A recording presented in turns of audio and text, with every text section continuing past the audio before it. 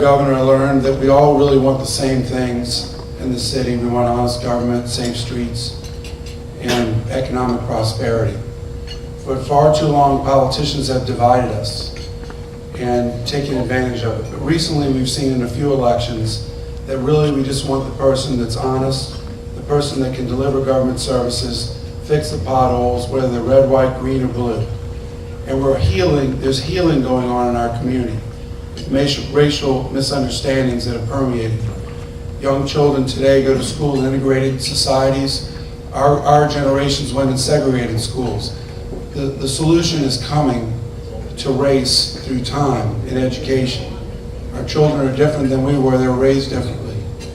But if you want to be the leader of the city and have both races support you, you have to be someone that they trust. You have to be someone that you practice what you preach. And I search you to look into my organization. I have 1,000 employees. I run global companies. The CEO of my company is African American. I hired 20 years ago. 50% of my employees are women. 50% of my vice presidents are women. I practice what I preach. I already have a record of neutrality on race. So when you look for someone that you can trust on the race issue, I'm someone, and that's quite frankly when I ran for public office, I was amazed, we were all amazed to see the cross-racial vote that I got. The solutions are there, politicians divide us, but recently in the congressional race, the DA's race, we've seen people crossing racial lines, and I personally think the racial problem is going to get behind us very soon. And we really ought to be concentrating on the problems of corruption, economic opportunities, and as all of us prosper in our community, we'll all melt together and want the same goals, which I believe that we already want, and I know from being in the community. Thank you very much. As I stated earlier, I believe that the duties of the Inspector General have to be defined, clearly defined, and that the most important word is that the Inspector General operates independently.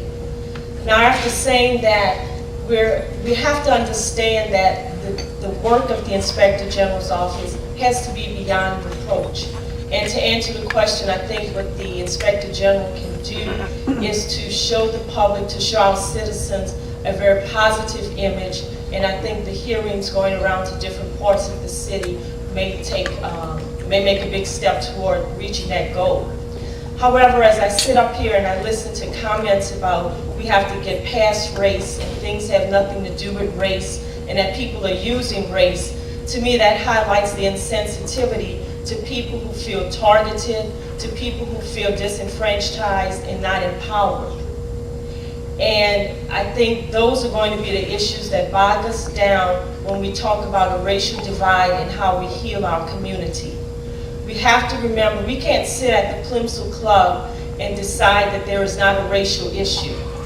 The racial issue is going to be felt by the people who feel discriminated against, who feel targeted.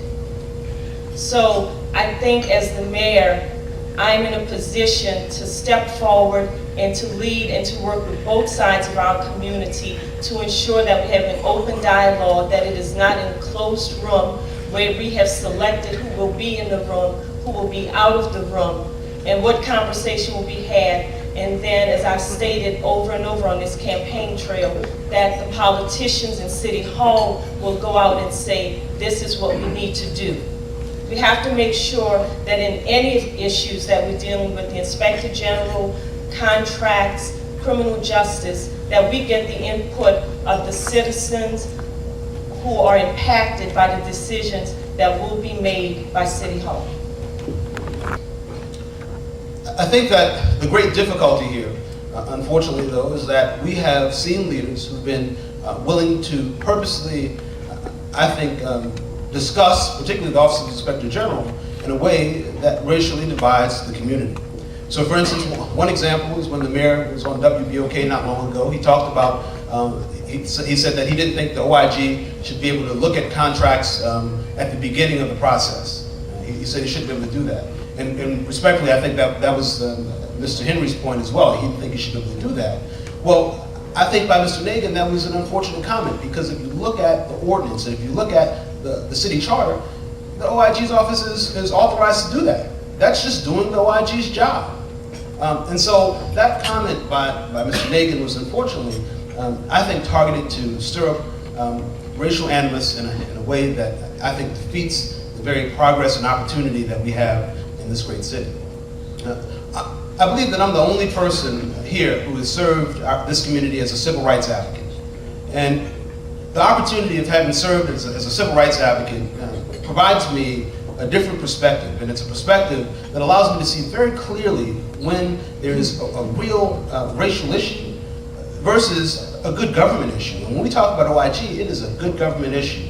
It is an opportunity to make sure that government operates in a manner that is free from corruption and that really supports and serves the citizens. And more importantly, when we talk about corruption, you know, the fact is that corruption, of course, harms everyone. It harms upper income people. But the people who suffer the most from corruption are low-income residents. They suffer the most. You guys probably saw a few weeks back that the guy who was running the Hano Section 8 voucher program was living in a house. Even though he made $100,000 a year, he was living in a house and getting a Section 8 voucher to pay for his rent. Well, you know what? A low-income family needed that Section 8 voucher. So when we talk about rooting out corruption, the fact is that this is something that the African American community should really support. But clearly, leadership has told a different story that I think has thwarted the progress of our city. And so when we say that, you know, OIG shouldn't be looking at contracts before or at the very beginning, that's wrong. That's part of the actual ordinance that authorizes OIG to operate. When we say that OIG is this entity that is going to cause racial divisiveness, the fact is that OIG was created under the Mayoral administration, an African-American mayor. And then the mayor that signed it into fruition was an African-American mayor. It's a good government issue, and I think that more leaders have to stand up and speak loudly and say that this is a way to move the city forward, and we can't let this issue divide us.